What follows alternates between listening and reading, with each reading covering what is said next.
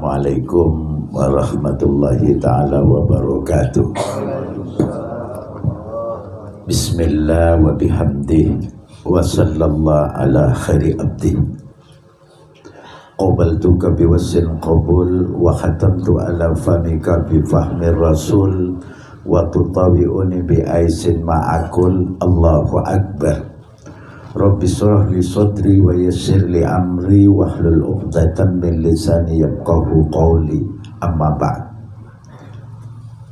Alhamdulillah, kebersamaan kita duduk di sini, kita telah melaksanakan rutinitas pembacaan Auradus Sa'adah dan Sholawat Kubro.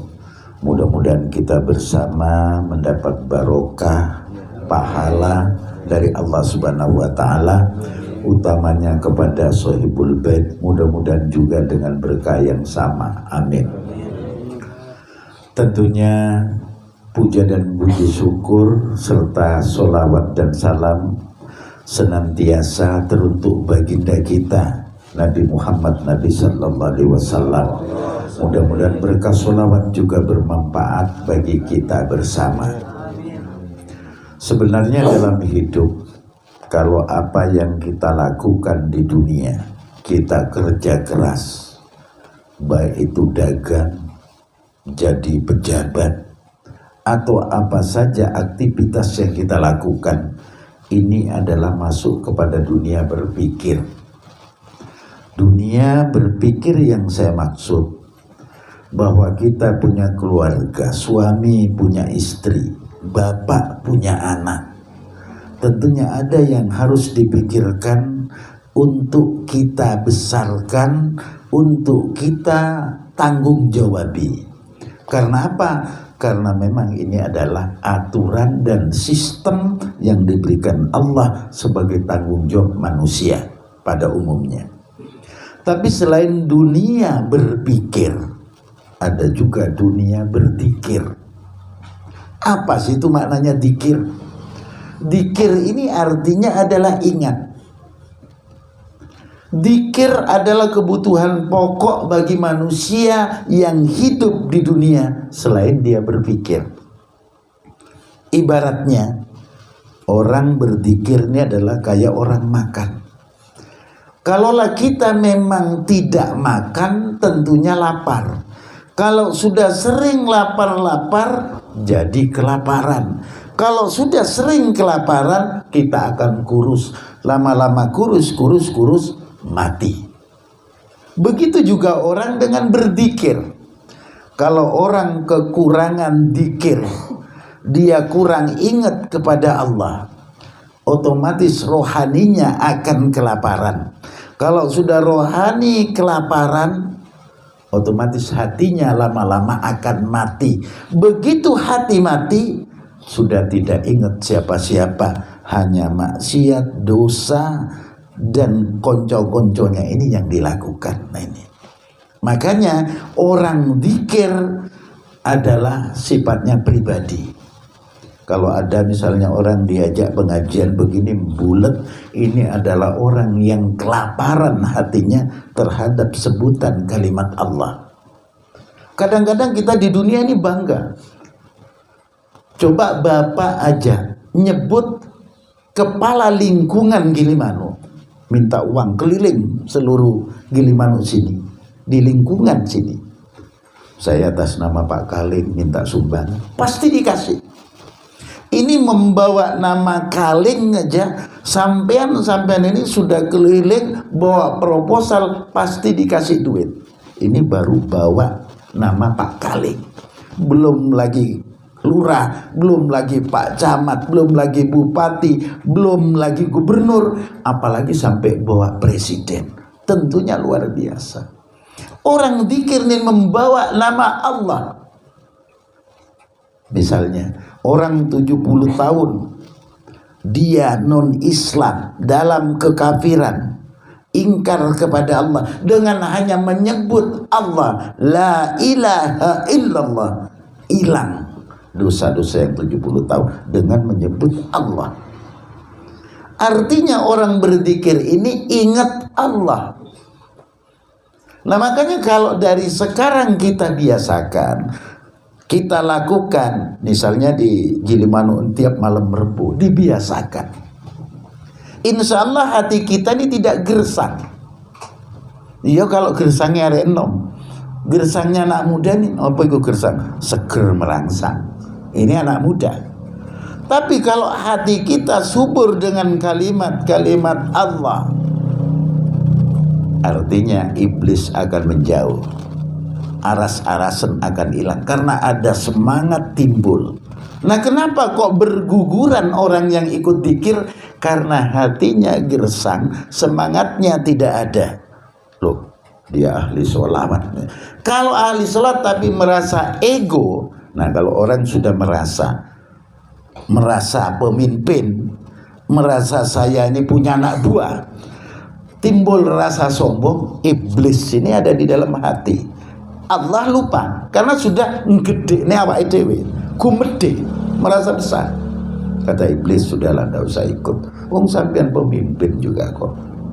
Bodoh ae bacaane bodoh. Nah, iblis akan merusak hati kita yang sudah enak-enak di rumah. Saiki jadwale malam Rebo adalah Mas Bro.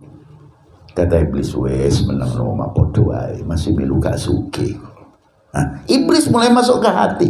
Tapi karena hati kita memang lalai dan lupa kepada Allah, nyaris mati karena tidak ada zikir, istrinya nyaut, iya wis bae istirahat. Bodoh ae, masih milu 1 tahun ya ora sugih. Akhirnya kembali tidur. Tapi kalau hati kita tetap ingat kepada Allah, udkuruni adkurukum, kata Allah. Kalau kalian ingat kepada aku, maka aku ingat kepada kalian. Orang-orang yang ahli zikir kepada Allah akan selalu diingat Allah. Makanya hidupnya berkah, karena orang ahli zikir.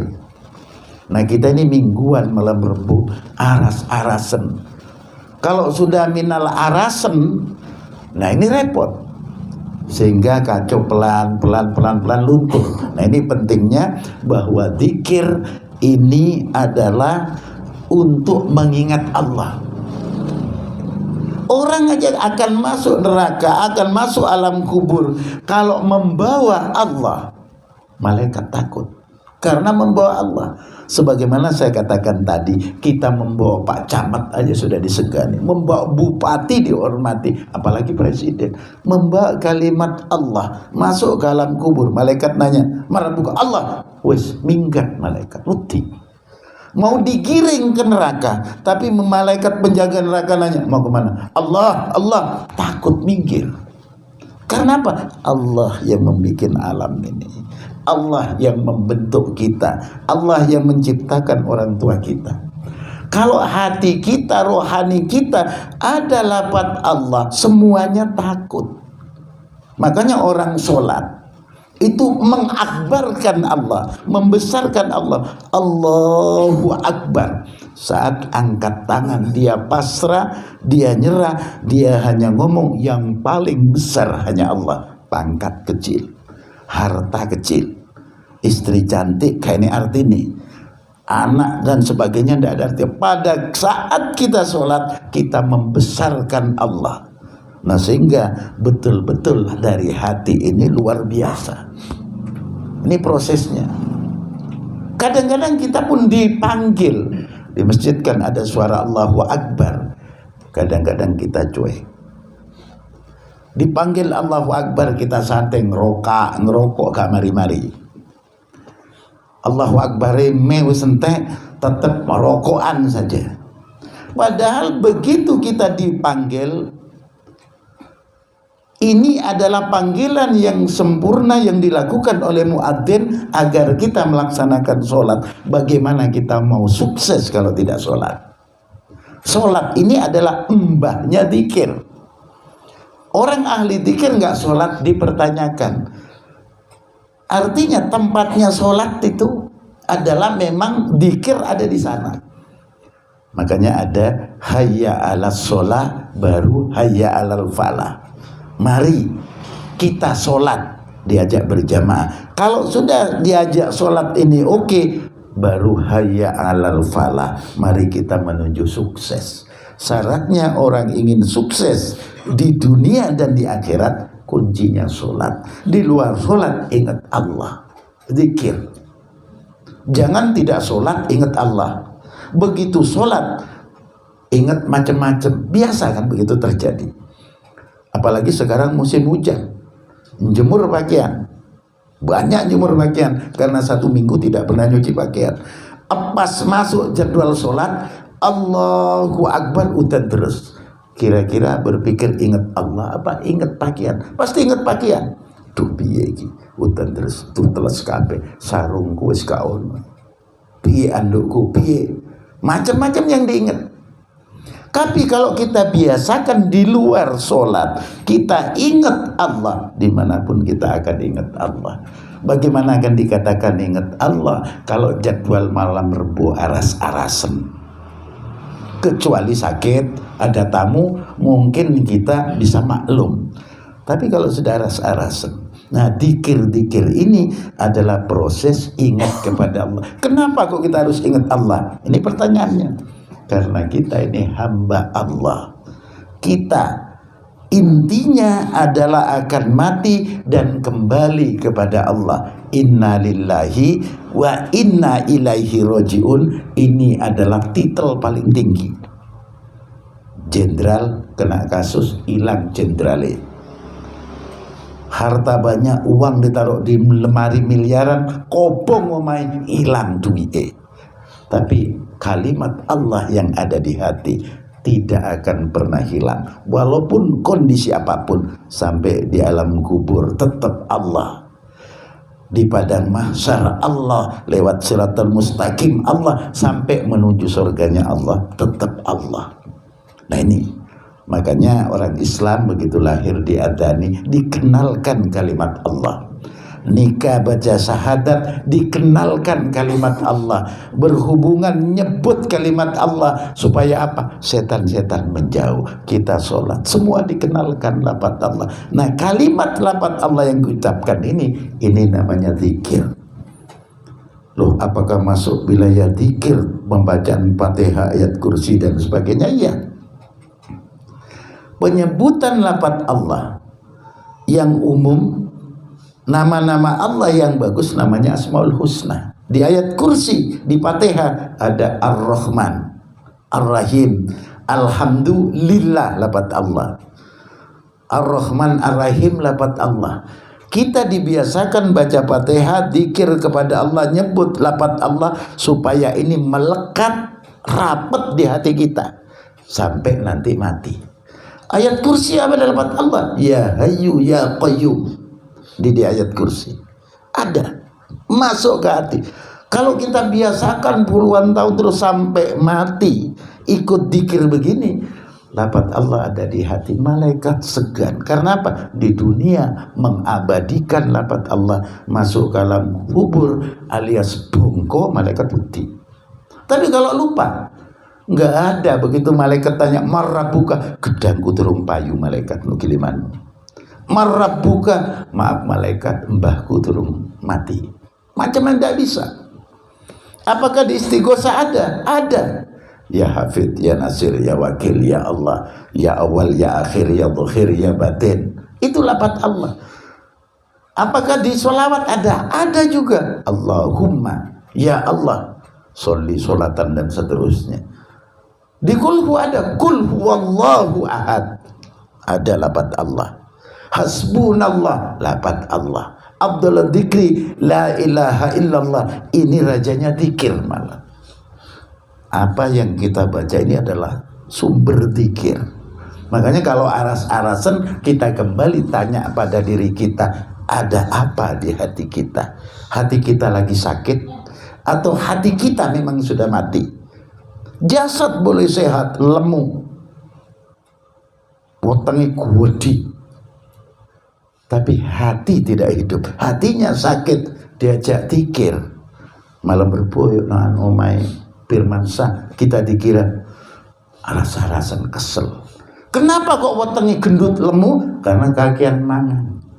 Kalau orang sudah kakian makan, diajak zikir aras-arasan, bawaannya mau ngentut aja. Disinilah pentingnya kita ikut zikir supaya hati kita ini hidup. Kalau hati hidup, memandang orang tuh enak. Memandang orang miskin, kita melihat orang miskin, hati kita cenderung untuk membantu. Melihat orang menderita, kita ingin menolong. Ini hati yang hidup. Tapi kalau hatinya sakit minimal atau mati, ada pengemis sudah bengok-bengok, Pak, nyon paling Pak, megahe ojo cuma ngemis. Nah ini kalau hatinya sakit, rasa iba tidak ada. Orang itu jalan minta-minta keliling, itu juga kerjanya jalan kaki, itu modal, jangan diketai.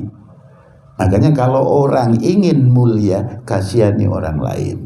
Nah ini tentunya dengan demikian zikir hati kita akan hidup. Makanya kuncinya ala bidzikrillah tatmainnul qulub. Ingatlah, dengan ingat kepada Allah, dengan sering berzikir kepada Allah, akan tenang hati. Kalau hati tenang, melakukan aktivitas kegiatan akan enak. Kalau hatinya tenang. Kalau hati tidak tenang, bojone ngamuk, anake minggat, ponggone juga emosian. Biar punya uang 1 miliar bingung. Malam-malam ada orang lewat disangka mau ngerampok, curiga bawaannya. Akhirnya turu ambek duwike. Cabut malaikat mati, orangnya mati, duwike dicolong tonggone. Entek. Di akhirat enggak punya modal, cuman punya model. Akhirnya masuk modul cemplung nih. Nah ini harapannya. Makanya kalau kita ahli zikir, pelan-pelan. Kita zikir gini pelan-pelan, agak santai. Masalah kita zikir itu wajib untuk mengisi hati dan cari ridho Allah. Besoknya berpikir, mikirkan keluarga, itu juga wajib. Makanya doa kita tidak ada lain, Rabbana atina fid dunya hasanah. Minta kepada Allah agar punya kebaikan dunia, tapi jangan lupa wa fil akhirati hasanah wa qina adzabannar. Di akhirat juga minta baik dan dijauhkan dari siksa api neraka. Mudah-mudahan jamaah kita di sini yang ikut majlis zikir ini hatinya selalu hidup dari dunia sampai meninggal tetap, dan mudah-mudahan menjadi husnul khotimah. Amin Allahumma amin. Terima kasih. Wassalamualaikum warahmatullahi wabarakatuh.